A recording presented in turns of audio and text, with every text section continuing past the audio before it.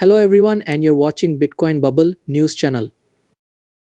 Think about the group of people who want to use Bitcoin but haven't yet because they're afraid the government will stop it. They don't know that the government in their state has to run a financial crackdown that will wipe out their life savings.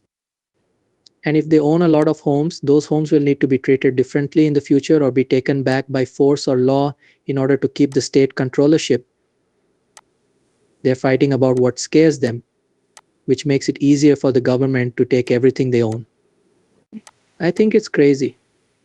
With a 5% rise last week and a 15% rise in 2 weeks, Bitcoin's current upward trend might not be as good as it looks. The Bitcoin USD pair briefly hit a high point of $64,700, but it quickly fell back to $63,500, which could mean that the market is unstable. Some say this is part of a bigger bounce since Bitcoin is up 17% since September. However, people are still worried about how volatile the market is. Bitcoin has the ability to change the financial world, according to experts like Jeff Booth. However, there are risks that need to be considered. Booth's idea of getting rid of gatekeepers through decentralization sounds good, but it comes with a lot of doubt. With its well-established structures, traditional banking may be flawed, but it also offers a level of security that Bitcoin does not yet have. If Bitcoin's security and decentralization fail, the promises of financial freedom and ending abuse caused by inflation might not come true. Booth says that the financial system is confusing and that inflation has hidden risks. But people who bet on Bitcoin, which is a very risky currency, may be taking even bigger risks. People still don't know for sure that Bitcoin will replace traditional banking, and it's important to remember that it can be manipulated in the market and targeted by regulators. Investing in Bitcoin might seem like a good way to protect yourself from inflation, but it could make your finances even worse if you try to find safety in an uncontrolled and unpredictable market. Let's look at parts of Jeff Booth's conversation to learn more. Please click like on this movie and follow our channel, and make sure post notifications are turned on for more exclusive material. Have fun with the movie. This makes me think of a place where there are no guards. That's what does happen. That will happen as long as Bitcoin stays decentralized and safe. Because if you just play it now from there, and this is related to people giving their energy to a system that takes it away, they'll be so confused. You should ask yourself how you could make real wealth by making an endless number of pieces of paper, no matter what size pieces of paper you're using. Because that only increases the cost of everything by some amount of money. The system that most people work in, run their businesses in, and save their money in is that one. They believe that if they buy a house or something else, they will be safe from that system. All of those things that people do within that system make it stronger over them. They are giving the power of their lives to a system that does that. If those things are true, and Bitcoin doesn't care how many copies you make, then do the same for people who can't. I've asked this question on many shows. Still get that? Really get that? Go look at the price of Bitcoin compared to a number of other currencies today or any other day you listen to this show. You'll be able to see all the different Bitcoin prices around the world, broken down by country and measured in pieces of paper instead of money. Then you'll wonder why those other people don't see it. Then ask yourself, why can't you see it? What I just said might be true. If that's the case, wouldn't you want to put some or all of your time and energy into the system that's making abundance and away from the system that's using your energy? Think about the people who are interested in Bitcoin but don't have it yet because they're afraid the government will stop it. They don't know it, but the government has to hold back their money and destroy their life savings. These people need to be treated differently in the future if they own a lot of houses, or those houses need to be taken back by force or law in order for the state to keep control. They're fighting about what scares them, which makes it easier for the government to take everything they own. I think it's crazy.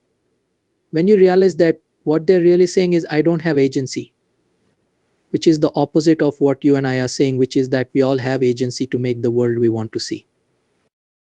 You have a choice now if you don't think you have any power and you want to give up. It's too bad that the results of your choice will not be good for you. History tells us that people will win if they can cheat and get away with it.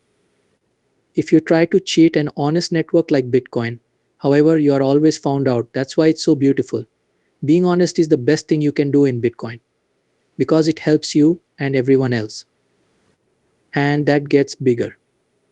It's still really early and a lot of things are going to happen. But in 15 years, being honest has been the best thing you can do in Bitcoin. And everyone who isn't honest keeps getting crushed. Jeff Booth says that real estate is worth more than money right now because people buy it to protect themselves against the value of their currency going down. But this may not be the best way to do things. People think of homes as a safe way to keep their value as the money supply grows, but costs and taxes can make that less secure. Booth says that this extra money has made people forget how useful homes really are, which changes their main purpose as places where families live and grow. He says that technology has made production and materials cheaper, which should mean that there is no longer any shortage, but the truth is much more difficult. Booth says that the present system creates a false sense of scarcity, which makes a lot of people angry and anxious. But it doesn't seem likely that Bitcoin, which is a very volatile and speculative product, can bring about a system of abundance.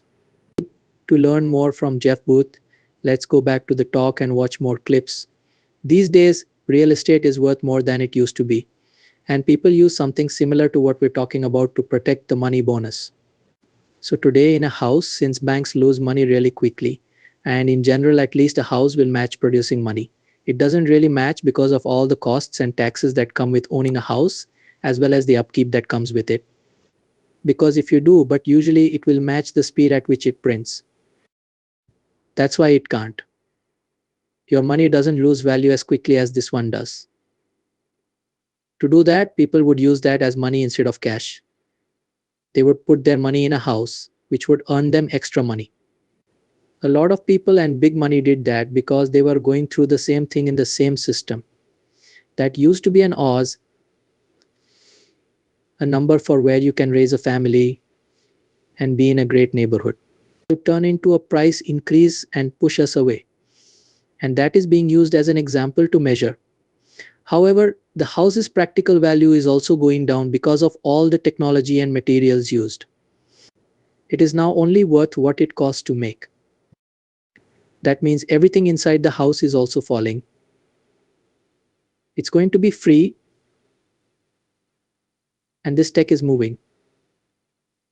From a control point of view, that's a huge fear anyone could do this and make something. So someone in Pakistan could make something that a huge number of people could see from a system of plenty. Why would that person do that? So you have a system that makes people feel like there aren't enough things, and they're so angry about it that they're going to use these tools to make chaos. Because of this, the system will have more power to make even more chaos. You also have a different system where all the good things flow to people at the same time.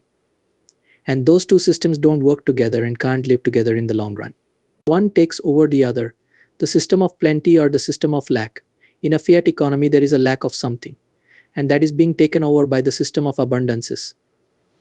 But that fight over which side to put more effort is real, and people are going to get confused. It was found at this time because of this. If you look into it, you'll see that it couldn't have been found without all the work that had been